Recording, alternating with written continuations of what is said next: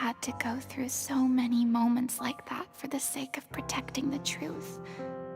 As time went on, it got harder and harder to bear, and I became more lonely and isolated. Eventually, I realized I had nothing left except the truth.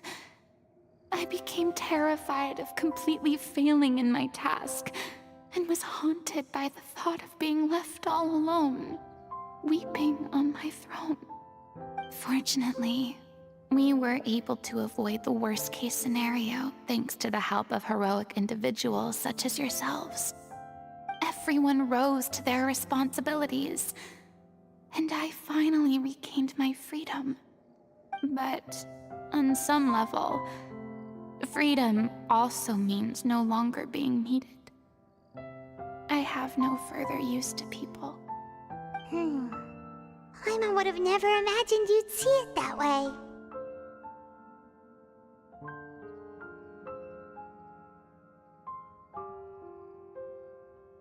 A reward? I guess so. Back then, I didn't even dare to dream about having someone to confide in.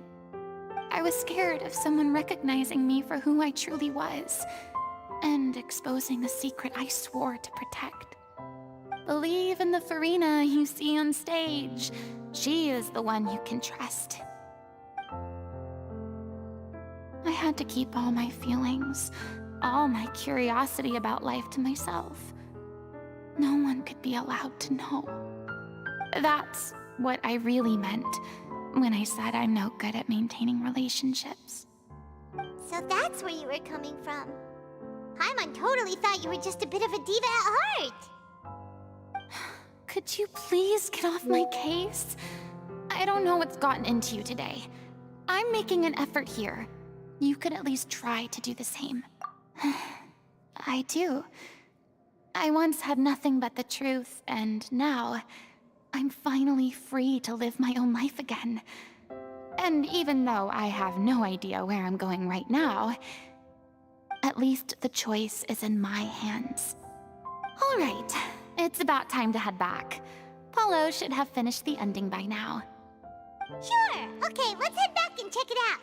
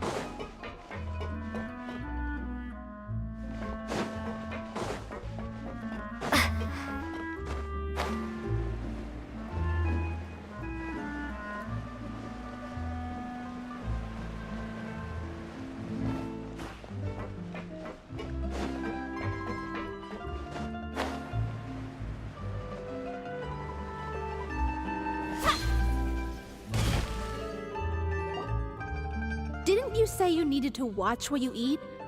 You're supposed to be cutting down on fried foods, not wolfing down copious quantities of fish and chips, you know?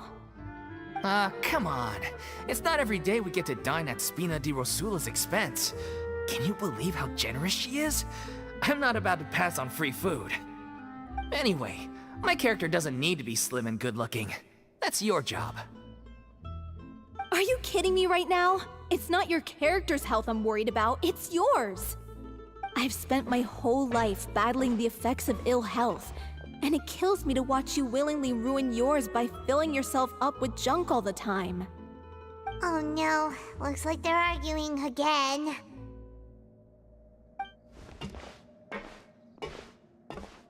back! Could you maybe put your differences aside for a moment?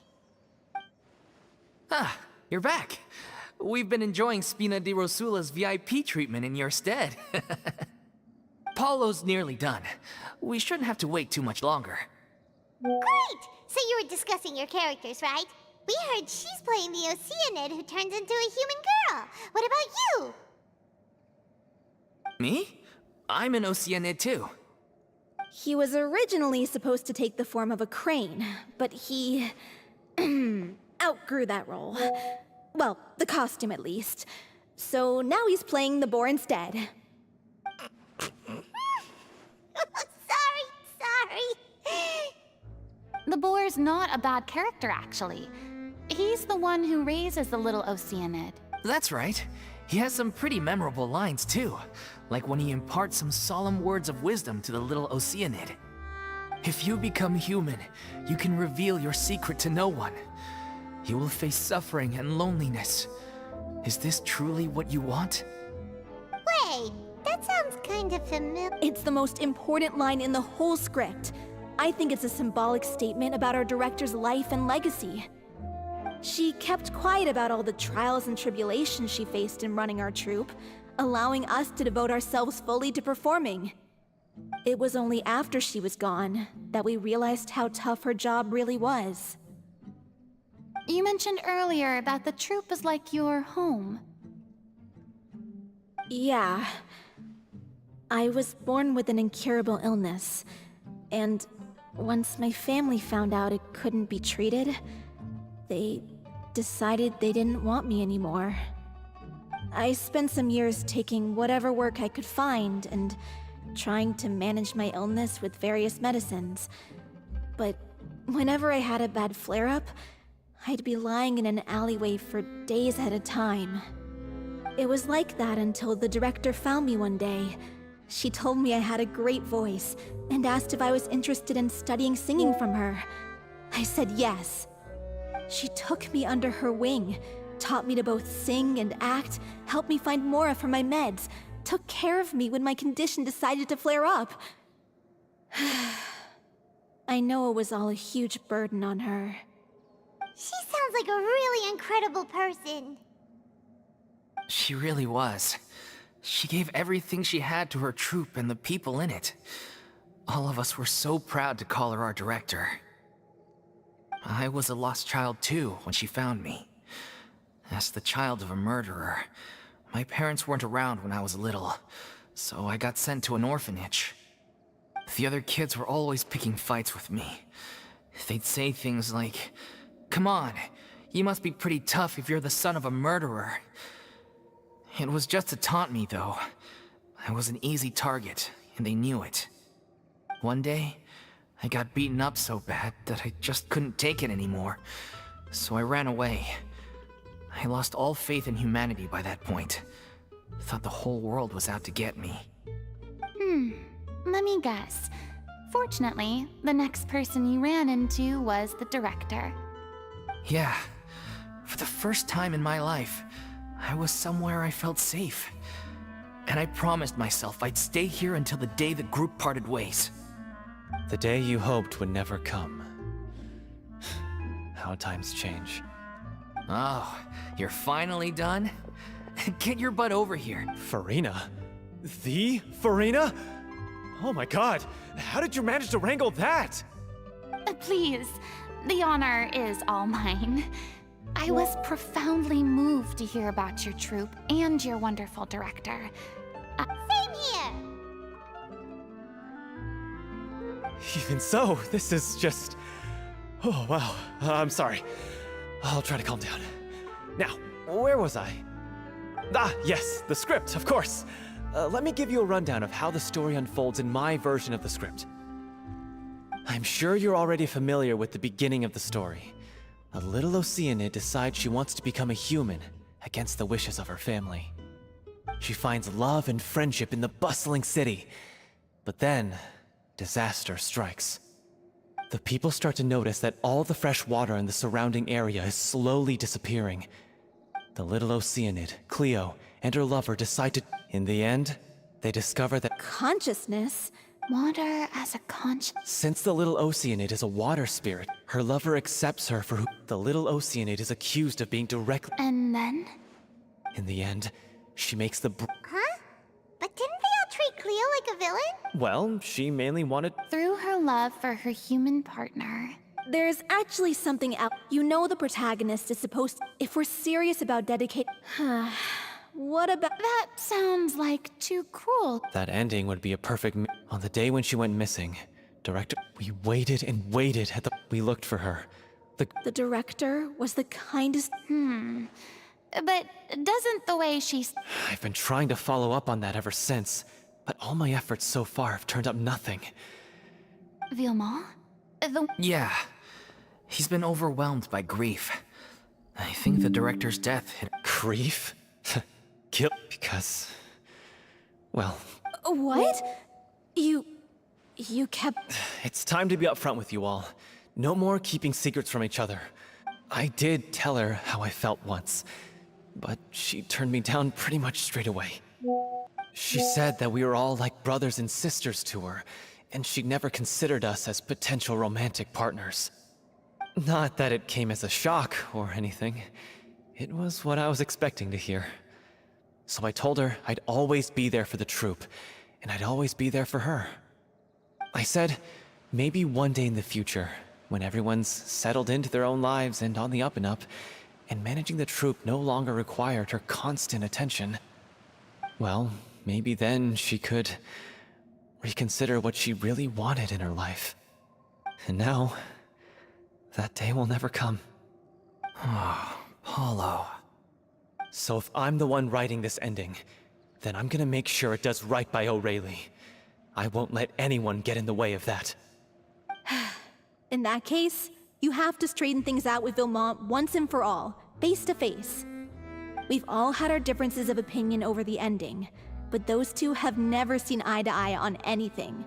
One of them has to compromise if we're ever going to reach a final decision. Well, if that's where we're at, looks like it's time to go visit Vilmont. Are you ready to face the truth? Honestly, I'm slightly terrified. But for the sake of our final performance, I'll do whatever it takes. Funny you should ask, though. You really do get what I'm going through right now. I certainly do. Come on, everyone. Allons-y!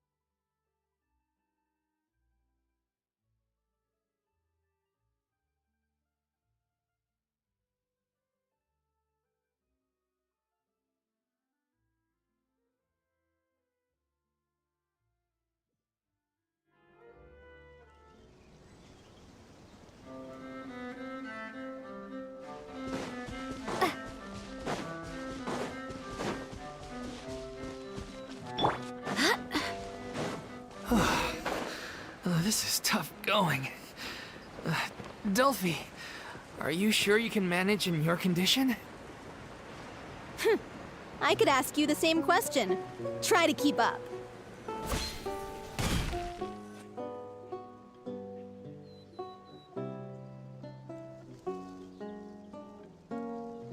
Ugh, as if this journey wasn't tough enough already without a roadblock. Don't worry. We should all be fine with the traveler here. We don't need to take a detour. Wait, why are you all looking at me? You're not seriously expecting me to fight, are you? We're just curious, that's all. I don't think anyone's ever seen Farina in a fight before. Yeah, but don't you remember why? The Hydro Archon willingly gave up all her power so it could be converted into indemnitium. Miss Farina said so herself. Precisely! And I'm not even the Hydro Archon anymore, so all my power is gone anyway. As much as it pains me, unfortunately, I should just stay put. I'm more like a damsel in distress more than anything. That sounded so smug. Ugh, secondhand embarrassment is unbearable.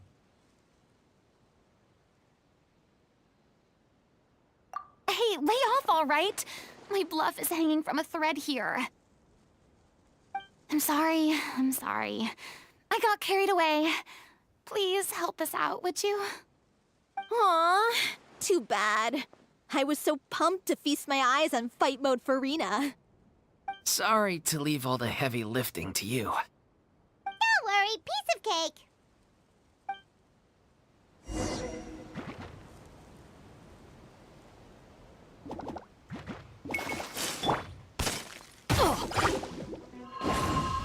That's gonna hurt in the morning.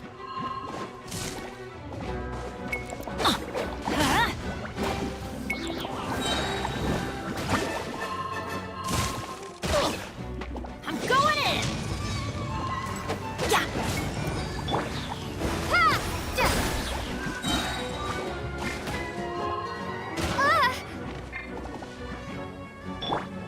Loaded.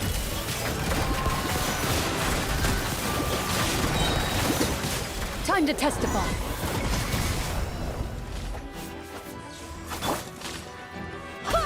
I swear by my sword!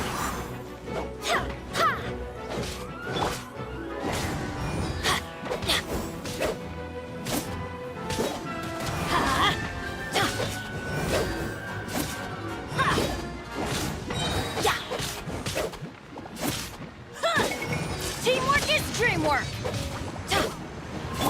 Ready. Ugh.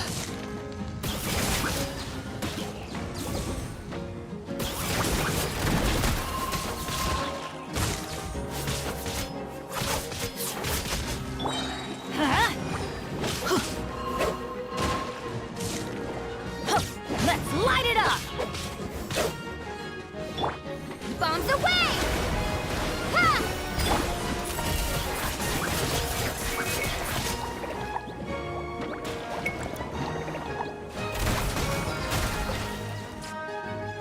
Where evil lurks, shoot on sight.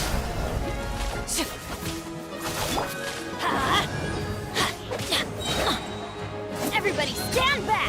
Bravo! Good show! You certainly live up to your reputation. Yeah, thank you. Anyway, the path is cleared now, so onwards and upwards.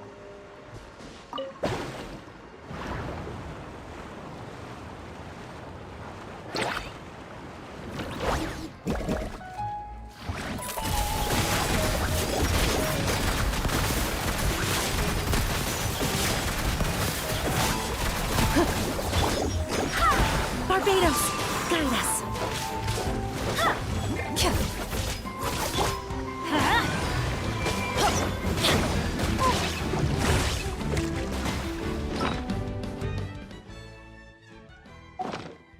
Benny's adventure team, I have failed you.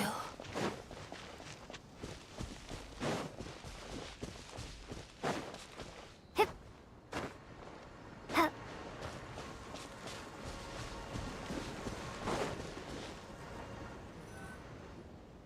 Vilma, are you there? Huh? Oh, it's you guys. Wait, what's Lady Farina doing here? I can explain. We've been rounding up the whole troop. We now have everyone except you. So, you think knowing the truth about the director's disappearance will help you write an ending to the script that pleases everyone? I care just as much as everyone else about making the Little Oceanid a success. That's why I wanted to wait until after the show. If I open this can of worms now, I just don't want to make things difficult between us. We're supposed to be a unit when we're on stage. Vilma, avoiding the truth will not help anyone. Unless you mean to suggest that Aurelie's death had something to do with you. I don't want to talk about it. Listen, Vilma. I used to think that my love for Aurelie was a point of shame. I never brought it up to anyone. But now, I've made up my mind to put it all on the table. I'm prepared to face the Little Oceanid. As you all know already, the troupe was kept afloat not from tickets. We took on side jobs when we weren't. So, anyway, one day after a show, it seemed like a win-win. So, I said yes to it on the spot without consulting the director. It was only when the merchant came to deliver the goods that I realized the drink in question was synth. Isn't that the drink paddled by the culprit behind the serial disappearances case?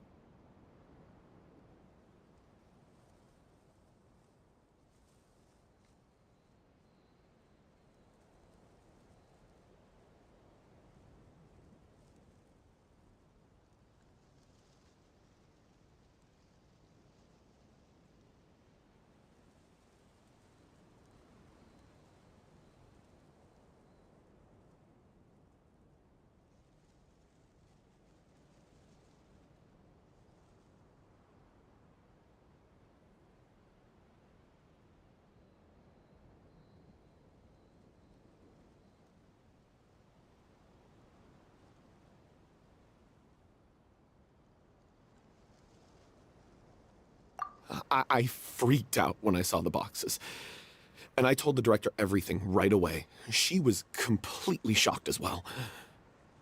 But she didn't reprimand me for making the decision without consulting her. Instead, she contacted the merchant and stated that the troupe could not agree to this collaboration. The merchant was furious, berated us for going back on our word, and threatened to sue us for damages. The amount was astronomical. There was no way we'd be able to pay. And then? I was going to sort it on my own, but the director stopped me. She said that this was an issue for the whole troupe, and it wasn't my fault.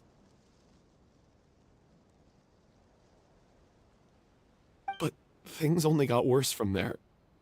The synth merchant just wouldn't let up, and then suddenly the director told us all to leave the city one day. I knew then that things must have reached a boiling point.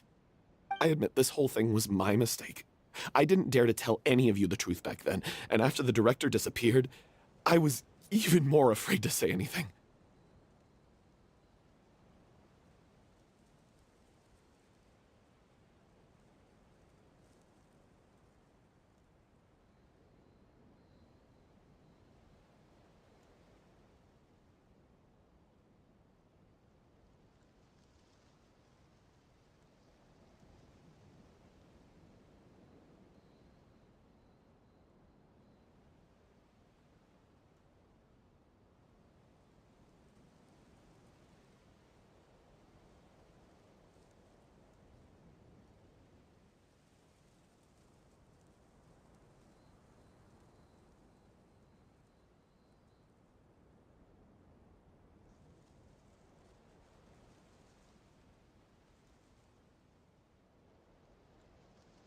Yeah, I got Aurelie killed.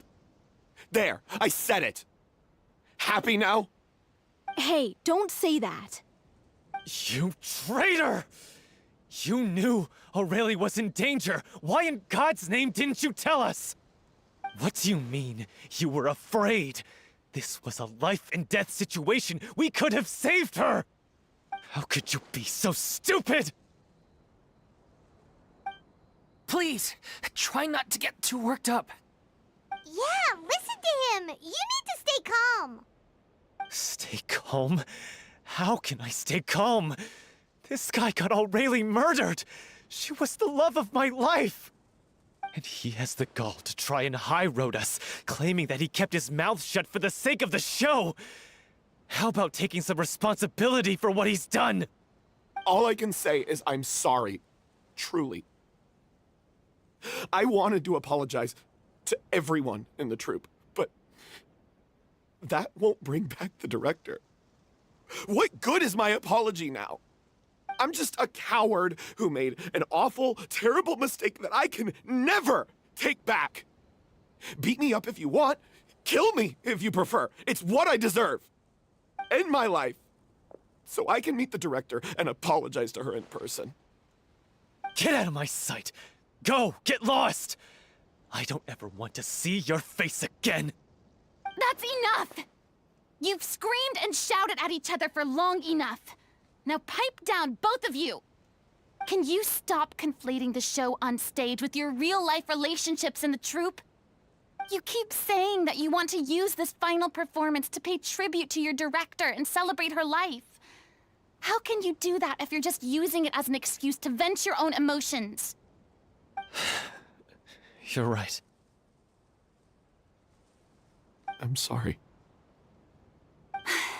On stage, the lead role is the focal point of the audience's attention.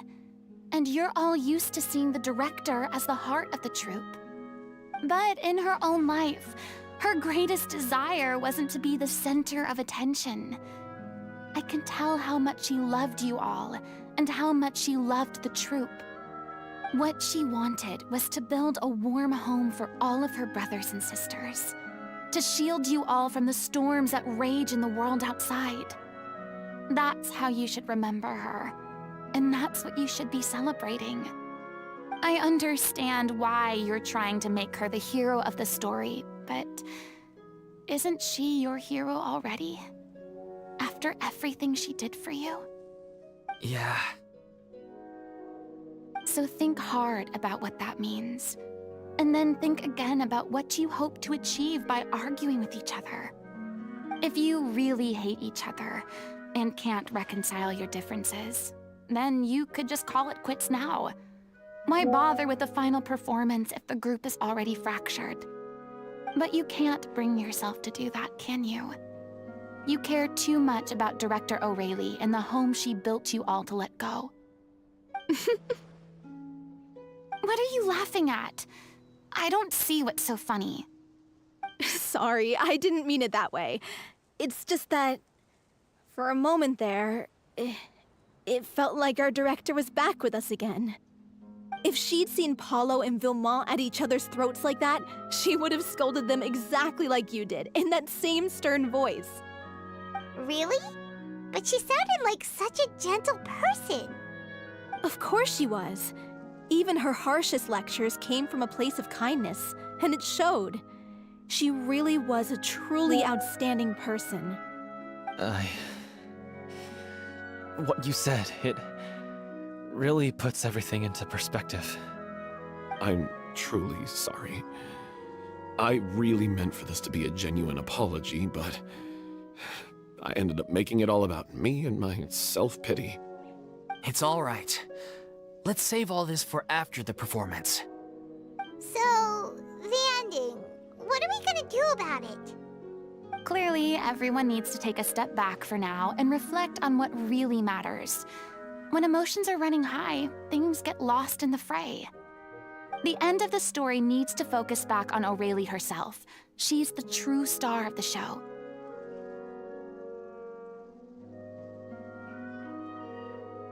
What do you mean? The Traveler is right. You once investigated that underwater synth base and recovered items belonging to the victims. If you could find anything that Aurelie left behind, Perhaps we can get a better sense of what she went through in her final days. You really think that's possible?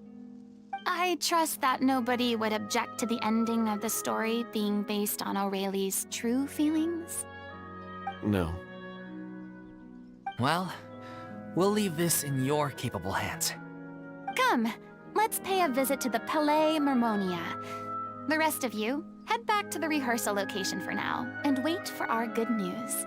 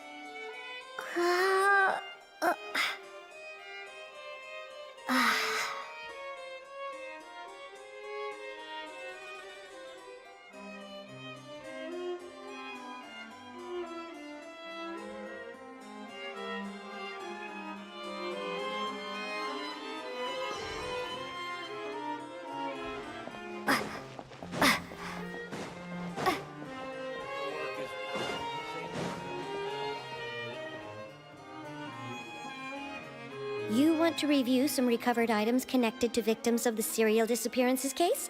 But, that case has been closed for quite a while now. Still, since you were the ones who discovered and submitted the evidence in the first place, you don't actually have to submit an application. Okay, please hold on. I'll have someone dig them out.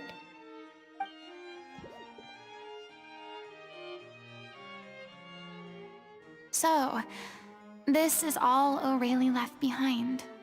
Just whatever she was carrying on her person and this tattered old notebook. Hey! It's full of script lines! And sketches, too! Looks like they show where the different props should be placed on stage. Let me take a look. Maybe there's something in here from after she was kidnapped. Aha! I found something. To whoever discovers this diary. Let's see. Looks like she kept a detailed record of her captor's actions. She even mentions the truth behind the experiments on dissolving young women. If we'd had the chance to examine this notebook carefully back then, it would have been a conclusive piece of evidence proving Vachey's guilt. Vachey took so many lives. It's still so unthinkable how many victims he had.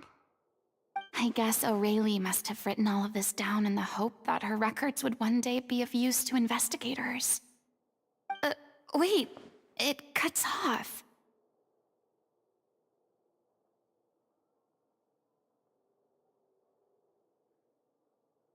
Her handwriting here gets patchier and more illegible by the line. She probably didn't have much strength left. Her final words are... I'll let you read them for yourselves.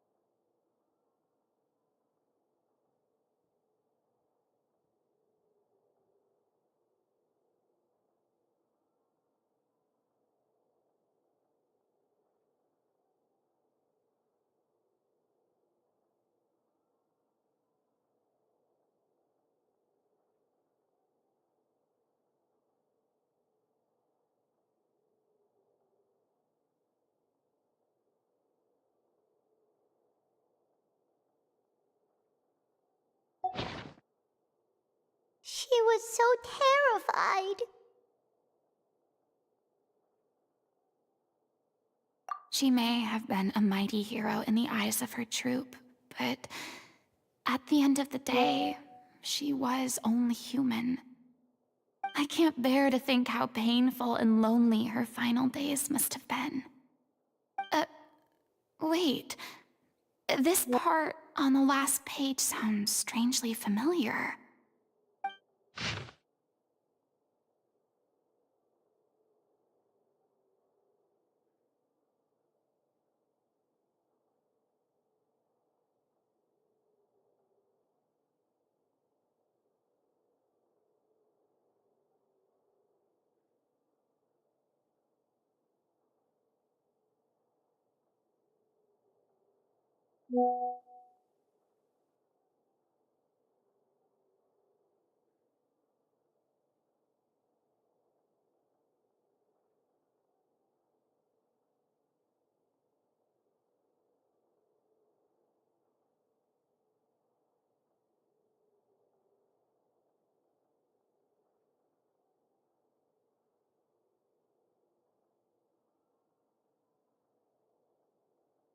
If you become human, Isn't that the most important line? because I am an older sister to them. Oh. So she didn't regret her decision, even as she sat in silence, waiting for death to come. I'm sure this is what the troop would have hoped to hear as well. She had their utmost trust, admiration, and love, and she truly deserved it. Let's go. It's time for them to learn Director O'Reilly's final thoughts.